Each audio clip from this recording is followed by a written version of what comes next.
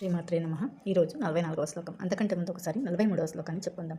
కామాత్మాన స్వర్గపరాః జన్మ కర్మ ఫలప్రదాం క్రియా విశేష బహుళాం భోగైశ్వర్యగతిం ప్రతి. 44వ శ్లోకం. భోగైశ్వర్య ప్రసక్తానాం దయాపహృత చేతసాం వ్యవసాయాత్మికా బుద్ధిః సమాధౌ న విధీయతే. భోగైశ్వర్య ప్రసక్తానాం, భోగాలు మరియు ఐశ్వర్యాలపై బలమైన ఆసక్తి కలిగిన వారికి, తయా బహృత ఆకర్షణ చేత అపహరించబడిన చేతసాం మనస్సులు, వ్యవసాయాత్మిక దృఢ నిశ్చయంతో కూడిన బుద్ధి సమాధౌ సమాధి స్థితి సాఫల్యం అని కూడా అంటారు. నా విధీయతే సాధ్యము కాదు, నా అంటే కాదు, విధీయతే సాధ్యము.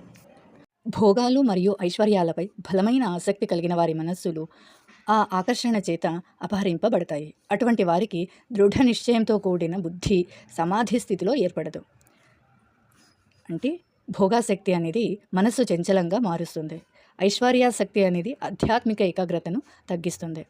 సమాధి స్థితి రావాలంటే మనస్సు నిశ్చలంగా ఉండాలి. కోరికల ఆధిక్యత అనేది జ్ఞానానికి అడ్డంకిగా మారుతుంది అని ఈ శ్లోకం యొక్క అర్థం. శ్లోకాన్ని ఇంకొకసారి చెప్పుకుందాం.